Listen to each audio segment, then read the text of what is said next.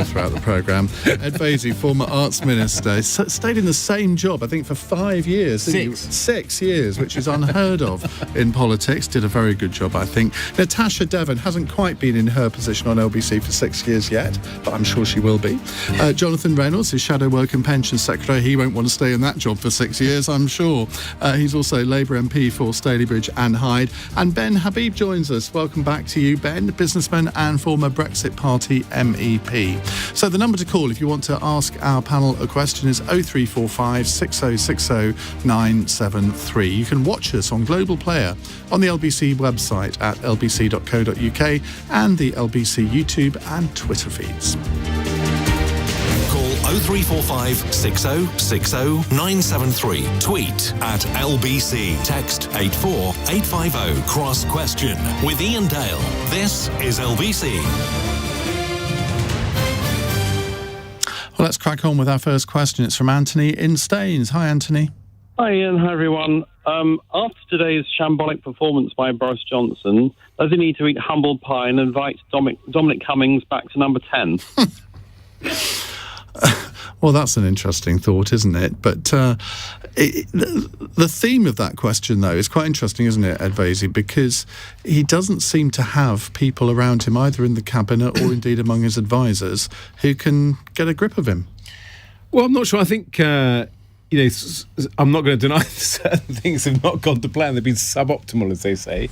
But you can have a run of bad luck. I mean, I was asked on a radio station would I have voted on the Owen Paterson motion, and I said, I have to hold up my hands. I might have done, because there was so much pitch rolling beforehand about how badly Owen Paterson had been treated. It could have been a kind of mistake to make. But you're right. I mean, there's a certain element of you want safe and steady hands. It's a bit of a cliche. It's not actually Dominic Cummings. It's Eddie Lister, who famously ran his office, who's departed, obviously, he's gone to Thousand Laws, but he's left Downing Street. And actually before that, you knew him well, Ian, when he was mayor, famous guy Simon Milton, who's head of Westminster Council.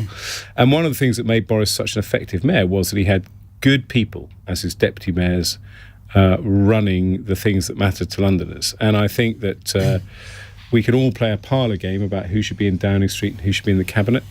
But I think it's becoming a narrative, and we need to see an element of grip going forward. Johnny? Look, I don't think any advisors will make a difference if you have a Prime Minister who's not taking the job seriously. And I think the Boris performance has been very successful for him for a long time, but it does feel... I was just thinking on the way over here, and this comes down to him as Prime Minister, about where we're at with the broken promises. I mean, you have the 40 new hospitals, you have HS2 now, you have the triple lock suspended for a year, you have Northern Powerhouse Rail, you've got this bridge to Ireland. I'm not sure whether that was a promise, but it may have been an aspiration. You can list them, and that comes down to him, and I think he's run out of road. I don't think it's that funny anymore. That was a disgrace, that performance today. You cannot turn up at a serious audience with that level of preparation. And I speak as someone who's been to Peppa Pig World and have quite a lot of time for it. I've been several times, but the speech didn't work on me. Several times. Are you mad? And you seriously aspire to government, and you admit that you've been to Peppa Pig World? I could tell you about most of the children's theme parks of the UK, but still, no, I just... Did you buy a Lego Fast Pass? These are the unanswered questions. That would be a two-tier system, Ed. Socialists obviously would queue like everybody else, like we do as a family, but it's just not good enough. There are some serious problems facing this country in terms of, a business audience. You talk about inflation, you talk about the cost of living, the problems in Northern Ireland, the post-Brexit readjustment, labour shortages. That wasn't someone who'd prepared seriously for that audience he was performing at today. Natasha Devon, you're a renowned fan of Boris Johnson. I mean, it's really interesting listening to the commentary about the speech as I was coming in today, because there's two different things going on, aren't there? There's the big pause, which I think is absolutely forgivable. We've all had that moment where we go into fight or flight, we panic, and when you're in front of that many people, you have all that scrutiny. That, to me, was very forgivable. The stuff where he was making jokes that weren't funny and just going and making noises, that's standard Boris Johnson. That, to me, he hasn't changed. I think people's perception of him has changed. The context around it, I mean, maybe, Anthony and Staines, you're right, maybe it is the lack of Dominic Cummings to provide some pithy 3-line slogans for him that was missing today. But it feels to me like the rest of the world is catching up to where I've always been on Boris, really. Ben? Well, I think the reality of Boris is now catching up with him. He is a man who puts political expediency ahead of everything, as far as I can see. The manifesto pledges made by the Conservative Party have been observed largely in the breach. A month and a half ago, national insurance was put up, an absolute must, we were told by Rishi Sunak, in order to balance the books. And then a month later, when he announced the budget, he found another £150 billion to spend, having raised £12 billion a year through national insurance. So this is a government that doesn't have a plan, makes promises it can't keep, has little vision of where it wants to take the United Kingdom. And actually, to the extent that it executes anything, it executes it extremely badly. The one thing he's got right, which he's attributed, which is attributed to the Prime Minister, is the vaccination programme. But actually, that's more to do with Oxford University and AstraZeneca than it is to do with the Prime Ministerial oversight of our COVID policies. And, if you want to talk about COVID, the idiocy of 9/10 of the policies that came out of government over COVID and continue to come out of government. But how can you slag him off for that part and say, well, that's all down to him, and then when something goes right, you say, oh, it's got nothing to do with Well, government policy and the creation of the vaccination are two different things. The creation of the vaccination... The government provided the funding and the circumstances to allow the vaccine to be developed, didn't it, in contrast to some other countries? Yeah, and, OK... So that was fair point, Ian, fair point. But there are lots of other governments that provided funding and failed to come up with a solution. So there is a lot to be said for Oxford University's contribution to it as well. But the one thing he did get right was the vaccination programme. And, we didn't take economic advantage of it. We were quite slack in the way we opened up the economy. And then when we did open up... but again, that the IMF say that our economic growth over the next 12 months and indeed the following year is going to be bigger than any other G7 country. That's because we had one of the biggest economic setbacks. Well, they must be doing something right. We had one of the biggest. He didn't mention this in his speech and talked about Peppa Pig instead in front of 190,000 businesses. It's a fair point. I've got to say, can I say, just as the former culture minister, that I strongly defend Boris talking about Peppa Pig. I used to say all the time when David Cameron... What is that culture? Well, let me explain. Okay. I always used to say to David Cameron, I want to see you on the set of James Bond just as much as I want to see you in the proverbial widget factory, because the entertainment industry in this country is one of the most successful in the world. It generates hundreds and millions of jobs and billions of pounds in both exports and inward investment. Peppa Pig is a fantastic, successful British IP. So I do not hold Boris accountable. I may say his speech could have been delivered better, but to talk about Peppa Pig to the CBI, I think that is a masterstroke. And if I'd been in Downing Street, I would have backed him all the way. But do you think Eddie let it down by doing it in that way? I can see the point you're making. This is an important sector for the UK. This is a strength of ours. I think he's cheapened it by not preparing that point properly. Well, I think, one of the themes is that Boris does deliver speeches in a certain way and with a certain tone. So you could say, potentially, the CBI... Another kind of, obviously, defence of the speech and, indeed, of Peppa Pig and Peppa Pig's importance to our economy is that we are still talking about this speech 12 hours later. When did you last discuss Prime Minister's speech to the CBI? Not in a good way. Well, some people say all news is good news. It is a fair point, though, in that we haven't talked anything about Keir Starmer's speech, have we, Johnny? Well, if Keir had done worse than the Prime Minister today, I think I might not have turned up. I mean, that's, the idea that all news is good news when it comes to politics. Look, we're very happy with how it went today. That's an important audience for us in terms of coming back from the 2019 defeat. Got to acknowledge what we got wrong and move on from that. And we think it did that. And certainly the feedback I've genuinely had from a lot of people at that conference is they know who they'd prefer, and it's not the Prime Minister. Boris, of course, famously doesn't like the CBI, does he? So that might have been... No, didn't it? It was them that his F-business remark was subtext might have been, at, wasn't it? This is what I really think of you. Well, at least he's fleshed out that policy a little bit today. Right, Anthony, thank you very much. Let's move on to Sarah in Welwyn Garden City. Hello, Sarah. Hello, Ian. Lovely to speak to you again. Hi. And hello, panel. The question I have for all of you is, have you any idea how universal credit works? I'm a disabled person, and I just wondered if any of the panel actually know how it works. Johnny Reynolds, Sarah, thanks for your question. Johnny Reynolds, I would hope that you do know how it works, given that you are Shadow Work and Pensions Secretary. Yes, I feel I just want to say that's not someone I know ringing in to try and give me an easy question at the beginning.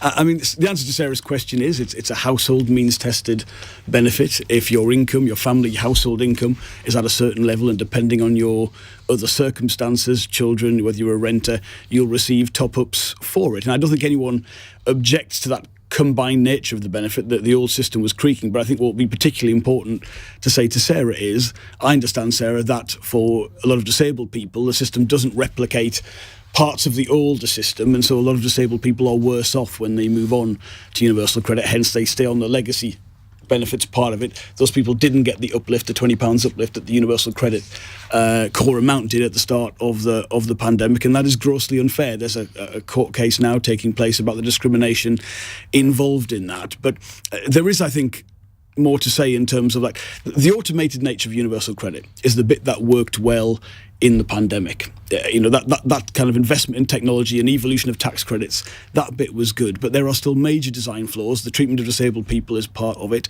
The 5-week wait is a major driver of food bank need, because you could get support to people a lot quicker. Childcare is a huge issue, because you will have to pay your childcare up front if you access childcare, whereas universal credit is paid in arrears.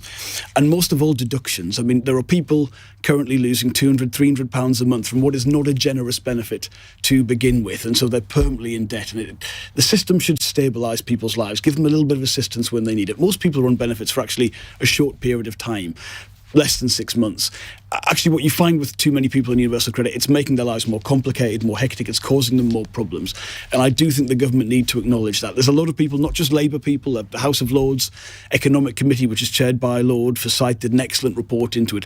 I just want them to listen a little bit more to some of the problems, and I think we could solve them if they did that. Well, Sarah, I think we can agree that Johnny does know how it works. Ben? I didn't know how it worked until Johnny just explained it, but thank you. From what I've read, it's complex, difficult to understand, and Johnny's just confirmed that. And actually, that's the beginning and the end of my understanding of universal credit, to be utterly frank.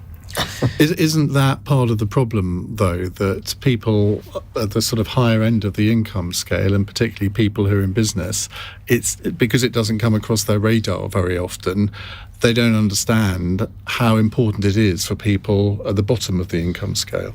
Well, I think what we in business do understand is the need for levelling up. And, I mean, the benefit system is a social safety net. It's not the means by which you get the country moving forward. What I think business understands very well is the imperative of levelling up, actually, for the United Kingdom. And what I do also understand is that you do not level up the country through a green industrial revolution, which hits the poorest I'm digressing, but the business approach would be one to solve the inequities across the country and to get the economy generally moving forward. The social safety net is not something that's going to trouble businessmen mostly, because they're already dealing with the employed as opposed to the unemployed. So it is something that isn't really, as you say, Ian, going to come across businessmen's radar. I can sense, Natasha, that you're chomping at the bit. Well, Sarah, I don't know if you're a listener to my show, but if you are, you'll know my brother has a long-term physical invisible disability called Behçet syndrome, and I've been with him as he's tried to claim universal credit. So what I can tell you, that while we might understand how it's supposed to work in theory, when somebody has a disability that is rare, that doesn't fit the criteria, that you can't rubber stamp and tick in certain boxes, it's incredibly difficult. And that my brother, like so many millions of others throughout the country who find themselves in this situation, was treated as though he was trying to scam the system, had his dignity taken away from him. And I don't think it does work. I think that's the problem. So you kind of know how it doesn't work as opposed to it. But as John said, in the pandemic, it did, because I think everybody expected it to collapse in the pandemic, and it was absolutely not the case. And after the initial few weeks, when there was what was it, 2 million people applying almost at once. There was, but it it's actually important to did say stand up that was to not the standard scrutiny. product. So sanctions were suspended, identity checks were suspended. It was an expedited system in the pandemic. Ed? Well, I mean, it's been a fascinating discussion, and you're right, Johnny does know how universal credit works, and I thought his exposition covering kind of all the issues was incredibly impressive. And benefits are incredibly difficult to make work in practice, if I can put it that way. And I think that what Natasha was saying is a good example of that. When I first became an MP in 2005, the tax credit system, which again actually had sort of, in principle, broad cross-party support because it was about supporting people in work. A lot of the benefit system since the 80s has been geared towards making it so that people can move into work without going into this cliff edge where you suddenly lose your benefits. So it gives people an incentive to want to work because they know they're not going to lose their benefits. But the tax credit system was not working in practice. As an MP, that was my main casework in quite an affluent constituency. Universal credit was meant to solve some problems, that you applied for lots of different benefits, but in practice it has had its problems.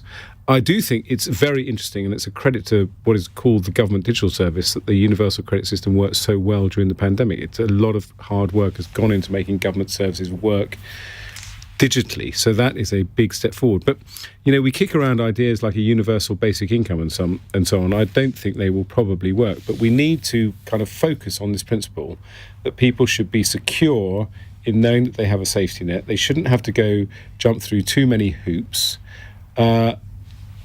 and they should be able to go into work and get work without falling off this cliff edge where they suddenly lose their benefits. But making that work in practice for millions of people is a hell of a lot easier to say than do. All of the texts and tweets that are coming in are about Peppa Pig. Sarah, thank you very much indeed for your question. 0345 6060 973 if you'd like to put your question to our panel, and you can text it if you like, 84850. I know not everyone can ring in at this time of day. 17 minutes past 8. LBC.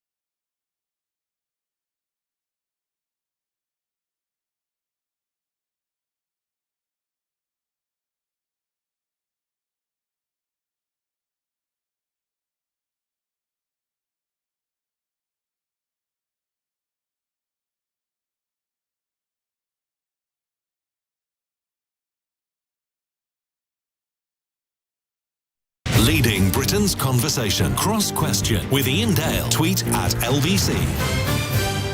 8:20, let me reintroduce my panel to you. Ed Vaizey is here, Natasha Devon, Jonathan Reynolds and Ben Habib. They're taking your questions right up until 9 o'clock, 0345 6060973, or you can text your question on 84850. And that's what Debbie in Walton has done.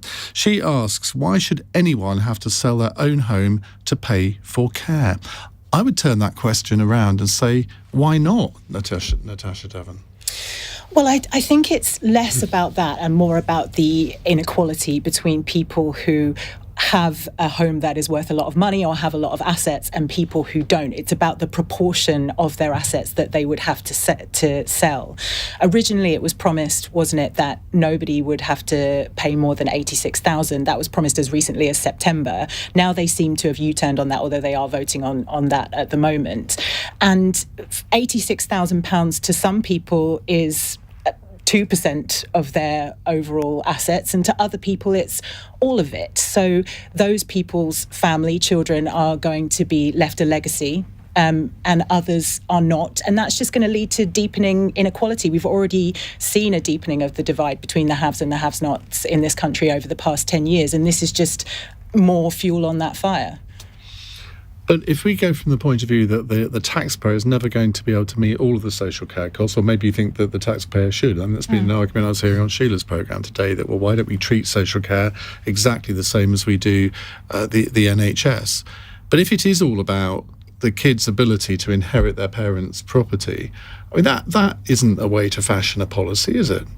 I hear what you're saying. I'm never one of those people that thinks about, if I do consider my parents dying, I think about what I will miss, not what I will gain. But I know not everybody's like that. So I think, your money is there for your life and your comfort. But having said that, I don't see why social care and healthcare are treated so differently, because they amount to the same thing, don't they? And if you get cancer in your old age, your care is provided for free. If you get dementia, it's not. Again, that seems epically unfair to me. That is true, and we should also make clear that social care is not just care for older people, it's disabled people as well, often children. Ben? Well, I take the view that people should take responsibility for themselves, and that relying on the state, particularly if you have assets, is relying on the state in order to protect your assets, to pass them on to the next generation, when you are able to fund your own care, isn't right. It doesn't ring true with me. In fact, I would go further and say the NHS needs reform. I think the way you fund the NHS needs reform itself. Why shouldn't the NHS be means tested? That may be an easier thing to say than to implement in reality, but I think people should take responsibility for themselves. If they can afford to pay, they should pay, and to the extent that they're able, they should pick up their own tab. Does that count for healthcare as well? Yeah, it does. I think the NHS needs reform. The narrative with the NHS, I know we're stepping away from the question again, but the narrative with the NHS has become one of, is anyone actually allowed to get ill? Is anyone actually allowed to die? And anything short of the protection of life in perpetuity is a sort of failure. And we need to turn that on its head, and we need to have a realistic discussion about the subject. Isn't part of the problem, Ed, and though I said that there are other people involved in social care, not just older people, but the fact of the matter is we're all living for a lot longer. I was listening to somebody talking to Sheila on LBC earlier, who actually said, this is a failure of government policy because we're all living longer. I'm thinking, hang on a minute, I can see why you're saying, well, we're all living longer, so there's more need, but actually that is a success of health policy, isn't it? Yeah, I mean, we could bang on about this in all sorts of different directions. I mean, it's interesting. I was talking to an American friend of mine today who said that they'd given a friend of theirs a job. The guy was between jobs. He was a very high-earning individual. He'd left one job and he was still looking for another one. He gave him a temporary job at much lower pay because the guy was desperate to ensure he had continued health cover. And we forget how lucky we are in the UK compared to if you go to the US. But I do agree with Ben. I think that we do not have anything like an intelligent discussion about how we can reform and change the NHS. There's no competition within the NHS. Even if you stick to the principle that care should be free at the point of use, you can still have competition. There's this terrible slogan that the Tories in particular have to put up with, which is you're privatising the NHS. What does that mean? The virus that the vaccine that we've all benefited from was created by a private company. The people demonstrate say, I'm not taking a privatised vaccine. I mean, the level of debate about how we reform healthcare is so wrong. But having said that, social care, of course, is the orphan of our NHS, because we've never included social care, partly because, Ian, exactly as you say, when the NHS was created, most of us were dead by the age of 60. Social care just wasn't an issue when you created the NHS, and that's why it's been the orphan, and that's why we need, the government's proposals, even the guy who came up with the original blueprint and said they're a step forward, there'll be a row about them, but at last it's becoming seen as part of the kind of overall health care strategy in this country. Johnny? Well, I completely agree with your points about longevity, because I get this in the pensions debate, and you hear people saying, how are we going to pay for this? Everyone's living longer. I mean, it's fabulous. It's fabulous that is the challenge. That's the success of the health service, but also access to education, economic growth, better health and safety. So this should be seen. It's not a good thing, but you know what I'm saying? It's a good thing that people are living longer, and now we've got to confront it. To answer Debbie's question, the scale of the challenge means that some people are going to have to make some sort of contribution. In the government's manifesto, they were promised they wouldn't have to sell their own home. That's literally what it said. The problem with the proposals tonight, so you have this cap, which is set at £86,000. But the other side of that is a means test which becomes more generous by expanding that means test to people with assets below £100,000. What we didn't know until last week is that if you qualify under that means test for support, the money you receive for that, because that's just care costs, it's not your accommodation costs in a care home, but the money you receive from the state won't go towards that cap. Now that sounds quite complicated, but it basically means, as Natasha said, if you've got £1 million house, you're probably going to be able to pay that £86,000 and then pass on the rest of the value to your family. If you're in a house in a constituency like mine, you're never going to reach, or it'll take you much longer to reach that cap. So to pay for your contribution, you're going to lose the full value of your home, say it's worth £100,000. Now that isn't fair. That's people paying higher taxes, on working people paying higher taxes in terms of that national insurance increase to protect people who are more affluent with bigger homes, and there'll be a huge regional variation in that as well. So I think it's not what was promised, and that's crucial. And I think when you look at the overall social care package put forward by the government, higher taxes on working people, the money doesn't go to social care, it goes to the NHS. Am I not right in thinking that in Scotland they have introduced a system where social care is funded by the taxpayer? I think they have personal care. It's not the full system. What's the difference? That's care for people, care in the home. I believe, in the home, rather than what we're talking about here. The other point, of course, of the cap is that it's designed to produce an insurance market. So if you know no one will have catastrophic care costs, you should be able to create an insurance market. But that is uncertain as well. I mean, it doesn't really exist effectively like that anywhere in the world. I mean, what you're effectively saying is that there is no solution to this. It's all very complicated, and let's move on to something else.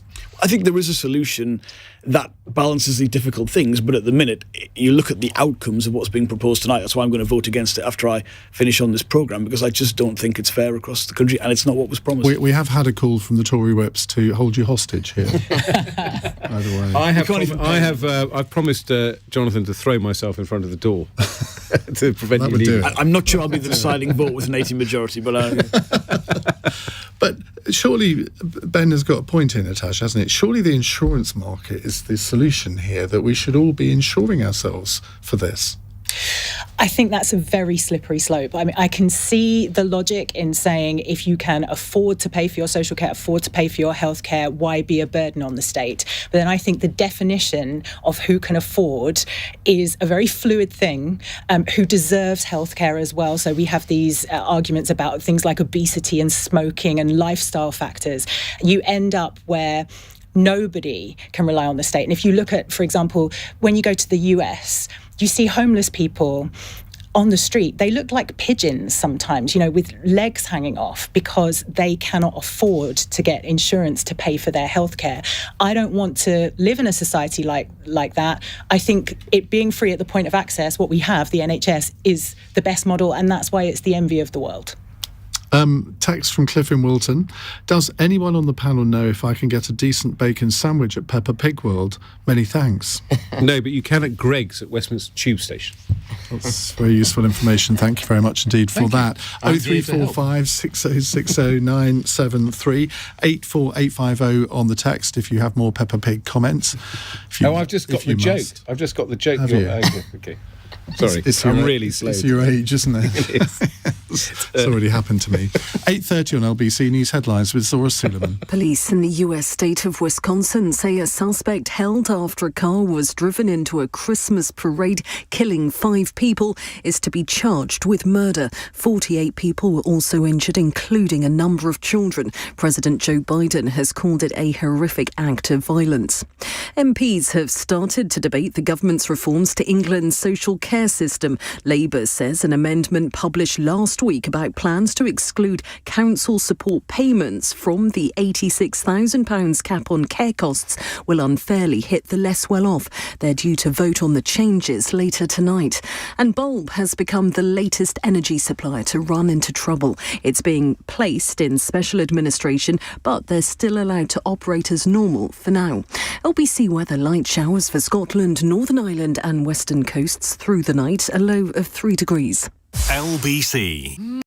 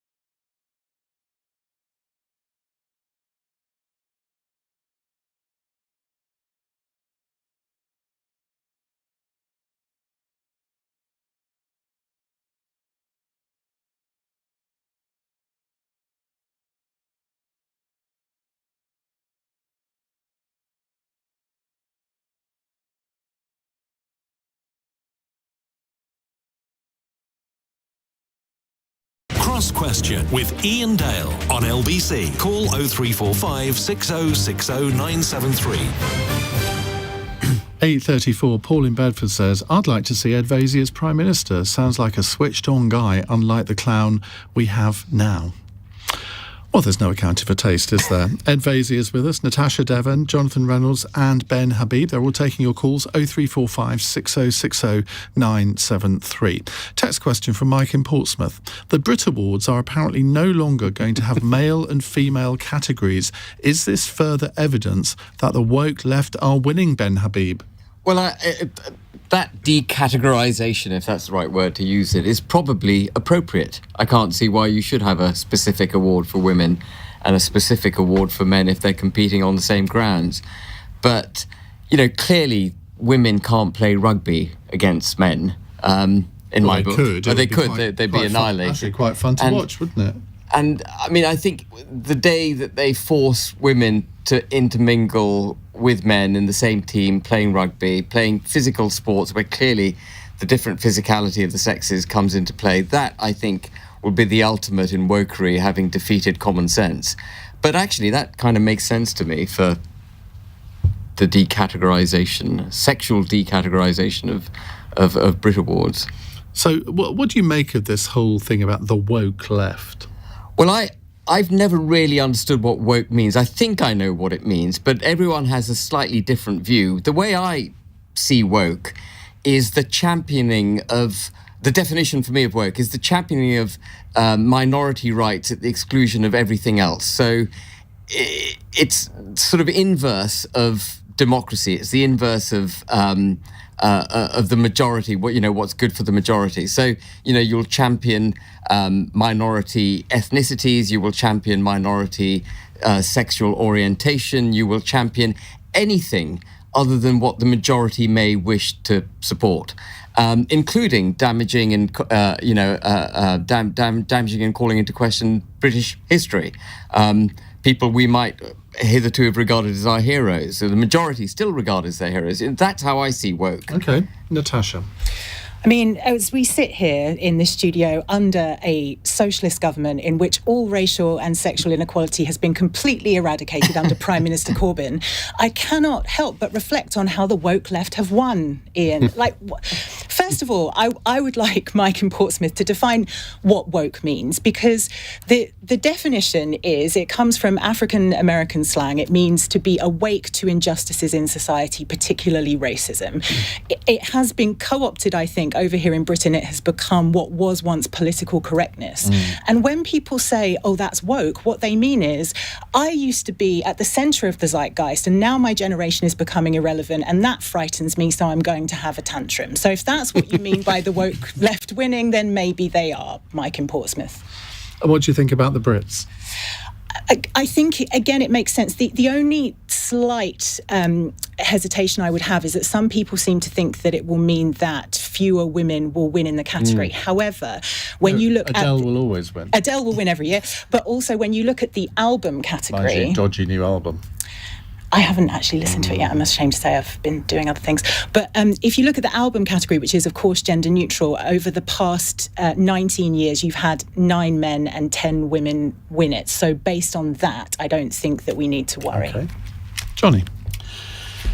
I say this with all politeness, Mike, but stop being a snowflake. I honestly, I've learned more about woke from Natasha's description. I remember hearing, I think it was Jake Burry, Conservative MP, describe working from home in the pandemic as walking from home. And I thought that has lost all meaning. And just please stop talking, because you're not adding anything to it. I feel, Mike, the Brit Awards and the nation's going to survive this. That's my instinct on it. I think, if the album can be gender neutral, the world won't fall apart. I can say someone on the left, I don't feel we've won very much over the last decade, so maybe Mike's attributing more success to us from that. But look, there are real problems to fixate on in this country. I don't think it's the Brit Awards changing their categories. Well, Ed, you must have been to the Brit Awards virtually every year for the last decade. I was the Minister for the Brits, and a jolly good night out it is too, I can tell you, except I missed Adele's breakthrough performance. I was voting, and I missed it. And obviously I can't even remember what I was voting on now, but I wish I had just ignored the whip and gone down and seen this incredible performance. And the Brits are fantastic, and I'm a bit suspicious of how Natasha knows these statistics about how many women have won these Brit Awards. But I did some research before I came in, and recommend it, by the way. But I was told that these So Mike Boris from would never bother Mike with in that. Portsmouth. So Mike in Portsmouth is basically Natasha's stooge. Because I was told we just responded to topics as they came in, and she knew that someone was going to talk about Maybe the Mike But anyway, in I'm Portsmouth is actually I'm Natasha. getting way off topic, and I'm not going to digress and say that somebody has texted me to say that Peppa Pig is now sold in 118 territories and worth $2 billion. Is it really? That's a side issue. Okay. And Is we Peppa all Pig we all male or obviously agree female? that Mike is what? Is Peppa Pig male or female? Peppa Pig is. Yeah, see, you don't even know, do you? Call yourself culture minister. Well, my kids are 15 now. Come on. 13 years ago. Sorry, I interrupted you. Look, we're not going to. I think we all agree on the Brit point. I mean, the woke debate is very, very interesting because I find myself on the wrong side of it. You know, I was very concerned as a former culture minister when Oliver Dowden, as the culture secretary, started telling museums and galleries what they should do in terms of explaining their collections. I do think that the right has sort of done this tilting at windmill thing where you say if you dare to mention that such and such a historical figure may have had an involvement in slavery, you are denigrating British history. Of course you're not. You're saying that history is extremely complex and nuanced, and also that there are communities in this country that care about this kind of thing and want it explained and brought into the light, and we should be aware of that. So I would regard myself in that particular issue as quite woke. Where I'm probably fall down is, for example, I'm team J.K. Rowling. I think, you know, the news today that she's been targeted by people exposing her home address because of her, I think, correctly held views. Defending women are extremely important. So there are different categories going across this whole debate where people take different opinions. Steve has come up with I think, quite a good definition of woke. Woke is the eagerness to take offence on someone else's behalf when no offence was meant or taken. That's actually quite profound when you come to think about it. Yeah, I mean, that is a very good point because that's where the sort of trust breaks down. I think that, you know, and don't get me wrong, there are people on the side of the woke debate who do take things to the nth degree and shouldn't. But I do think that sometimes people pretend, why on earth are you taking offence at this perfectly innocuous statement? Well, it's not innocuous, and people should be called out. And maybe people who, they should be called out. So I think it's often a defensive measure, ironically designed to close down free speech and debate rather than open it up. Well, I'm going to close down this debate at the moment and go to a break obscenely early because I want to devote quite a lot of time to the next question. It's 8:42. LBC. Nick Ferrari at breakfast. Weekday mornings from 7. Call the Cabinet Education Secretary, Nadim Zahawi, and in Buntingford. Anti-vax protesters targeted my granddaughter's school. Can the Education Secretary explain to me what he and his government will do to protect our children? These incidents are very few. The thing to do is not to play their game. So you're not going to have exclusions? Well, because I'd rather have the police deal with it. If they threaten teachers or parents or students, absolutely they should be arrested. Nick Ferrari at breakfast. Back tomorrow morning from 7. Listen on your radio and on Global Player. LBC.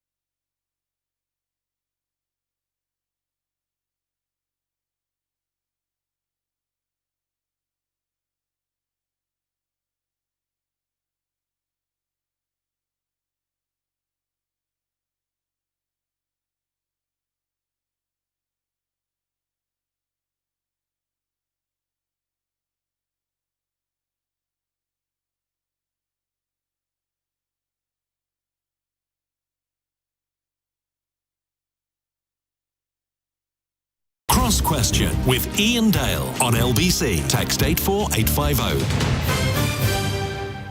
It's 8:46 on LBC. Time for our next question. Just to remind you, Ed Vaizey, Natasha Devon, Jonathan Reynolds and Ben Habib with me answering your calls. This is a call from Alex in Watford. Alex, hi. Good evening, Ian. Good evening, panel. What is the panel's view regarding the failure of Brexit? No trade deals. Oven-ready deals. There have been trade deals. Well, I was going to say the next bit of the question, excluding the views of the host. That's you, Nobble. It is, isn't it? Right. I feel that I'm duty-bound to give Ben Habib more time than the other three because he's the only Brexiteer on the panel. At least I assume he still is a Brexiteer. Ed Vaizey. Oh, I thought you were going to start with Ben. You totally caught me on. No. Look, well, I'm reluctant to say that Brexit is a failure. There's certainly been some bumps along the road, which we all warned about. I mean, and I think, I'm mindful in this discussion that Ian earlier on said, we don't, because I was obviously listening devotedly to the show from 7 o'clock, said, we don't want to go over all that old ground. That's because you arrived an hour early. I know. I'm sad like that. I've got nowhere else to go, Ian, and it's cold outside.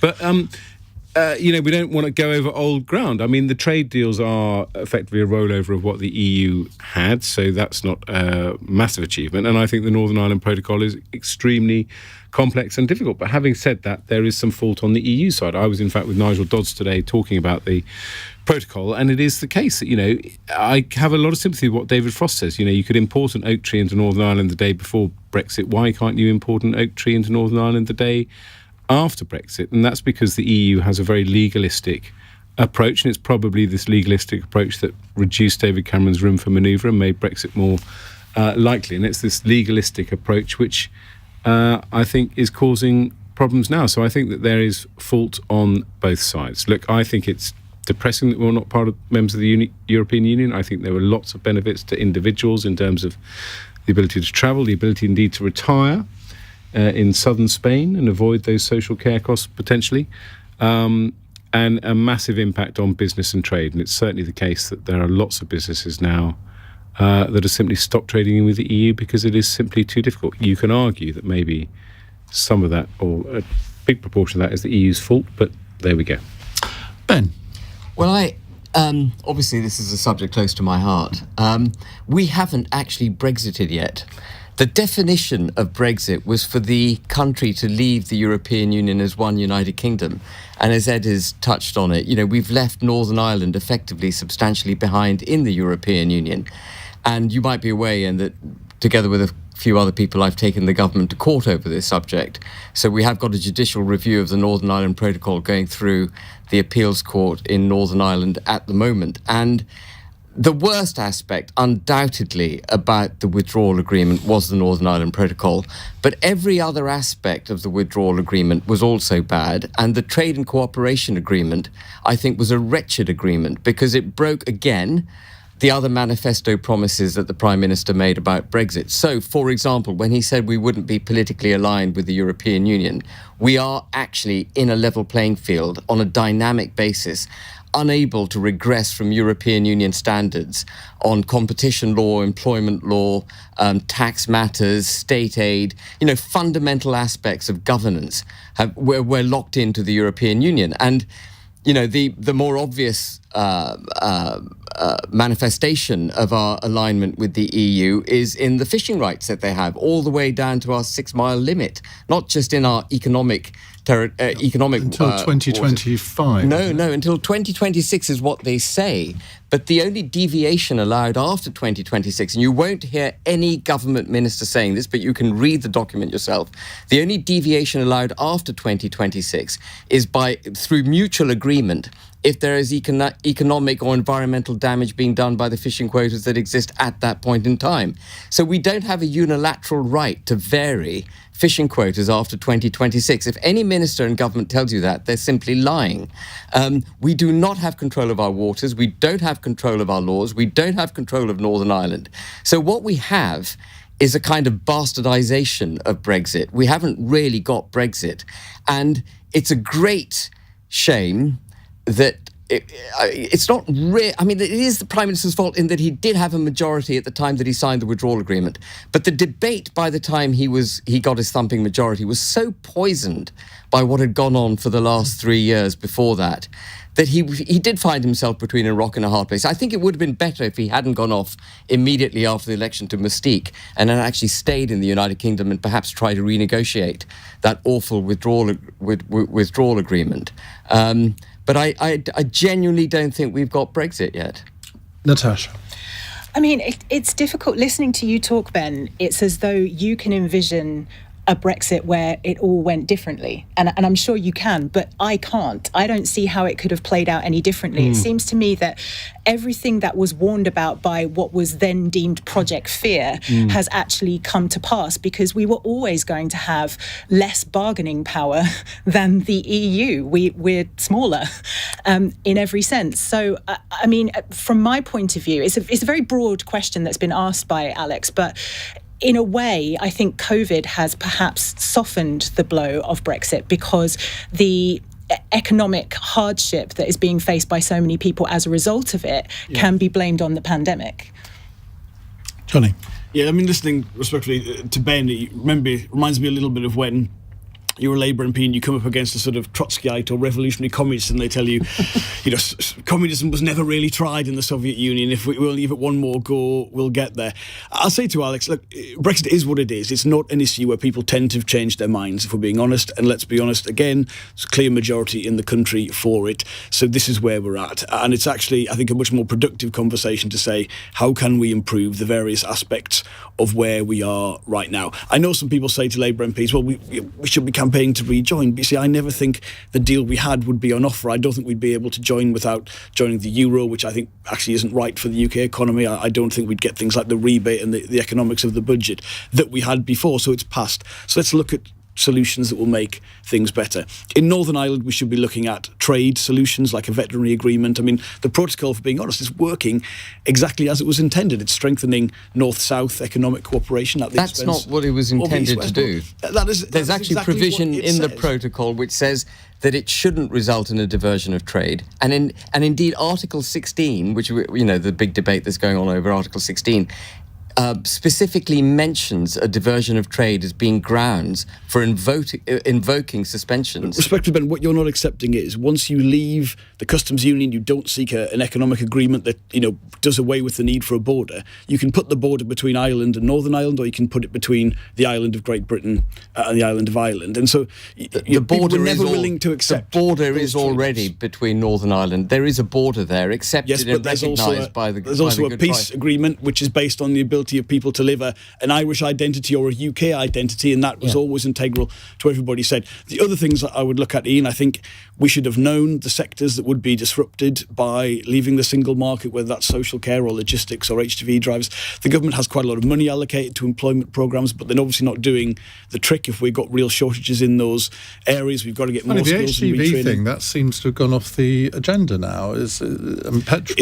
Petrol crisis was a sort of 2-week wonder, wasn't it? But, well, it's still a huge problem in terms of now you're seeing people like ambulance drivers go into HGV driving because the pay is higher. So there is a real need to still focus on the skills and training of that. And there are other things. I mean, I see no reason why we could not have an equivalence agreement for financial services with Europe, where essentially we don't have the same rules, but we respect each other's regulators, and we can do regulated business activities in London or any part of the UK that we should have got as part of the trade deal. So I think there are ways to improve it. But honestly, similar to it, I don't think fighting the referendum endlessly was a realistic position, and that's why we've got to look at practical ways to make things better. Where do you think we're going to be in 10 years? Well, I think, it's going to be the great fault line of British politics, I think. It's a bit like, terrible cliche alert. When Chow En-lai was asked about the French Revolution, we were only just beginning to feel the effects, which I think is actually not a true story.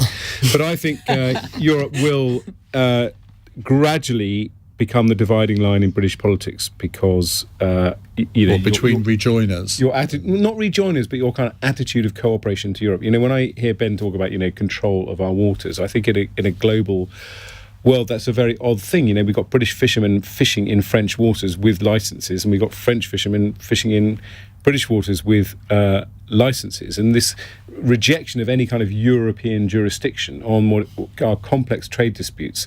I went to Amsterdam the other day. 3 hours door to door from London to centre of London, centre of Amsterdam. I can't do that to go to New York or Brazil or whatever. And these are our neighbours and our friends on whom our security also depends. And we have to have, I think, a much more grown-up attitude. But I think gradually that kind of outlook will begin to see a shift in British politics. Ben? Well, I think, just coming back to what you first said, Ed, part of the problem here is the inflexibility and rule-based attitude of the European Union. Yes, that is definitely. If the EU had given Cameron just a smidgen of what he'd asked for, rather than sending him back effectively empty-handed, which is what happened, we may not be in this position. And I'm all on for cooperation with the European Union. I'm all on for trading openly with the European Union. But what I don't think is right is that their courts, their unelected, I know this is going to sound like going back to your Trotskyite sort of example, but I don't think it's right that their courts, their unelected bureaucrats are dictating to the British people how we run our affairs. And it seems extraordinary to me, forgive me, Ed and Johnny, for what I'm about to say, but it seems extraordinary to me that British politicians would have such a vote of no confidence in the United Kingdom that they wouldn't wish to take back control completely of the United Kingdom's own destiny. Well, that's a kind of meaningless. It's a meaningless challenge. I'm all for us taking control. I've never really understood that. One of the reasons I voted Remain was because I thought, as a minister, I seemed to have been completely in control of my own destiny, as in what I was able to do as a government minister, as did everyone else, including people like Michael Gove. And, we could build aircraft carriers and we could have alliances with, what does it mean? But it means that regulations... somehow if you criticise and say, well, maybe Brexit was a bad idea and this is our largest trading partner next door, you are talking down Britain. I mean, that's just... No. Let me just give you a slightly different perspective. I'm making just a slightly nuanced perspective on that. Yeah. I'm somebody who believes in high labour standards, employment laws, environmental standards. Now, cooperating with other countries against some of the big commercial entities of the world is a way to control our destiny for working people in my constituency. And that cooperation is not trading away power, it's actually giving more power to determine that. And I think that's always been a little bit missing from the analysis. The other thing I think is maybe the bit because when you mentioned the political impact of this, Ed, I mean, it isn't the real other part of this. Ironically, a lot of the areas that ended up very strongly backing the current Prime Minister were places that didn't want the kind of Singaporean low regulation Brexit. They wanted a relatively interventionist state, relatively high spending, and it's changed the coalition fundamentally from the original Brexiteers, who were very kind of, I would say, slightly eccentric right-wing Conservative MPs, into something different. And I'm afraid it's never going to deliver the kind of Brexit you're talking about, because that isn't where the political coalition of the country is anymore. Interesting discussion, which I played no part in. Look at it, just started getting going, just as you've only got a minute left of your show. I know. That's annoying. We're going to devote that to Andy in Westminster, who's texted this question. As we saw the funeral of Sir David Amess today in Southend, how do you think he'll be remembered? I'm going to the Westminster Cathedral service tomorrow morning. Natasha? Well, I can say how I'm going to be honouring his memory. I do a lot of work in schools and I talk to young people about social media, and I speak to them about the importance of stepping outside your silo and following people and interacting with people who don't necessarily share your politics. I could look at David Amess on the surface and we will never agree on abortion or gay marriage.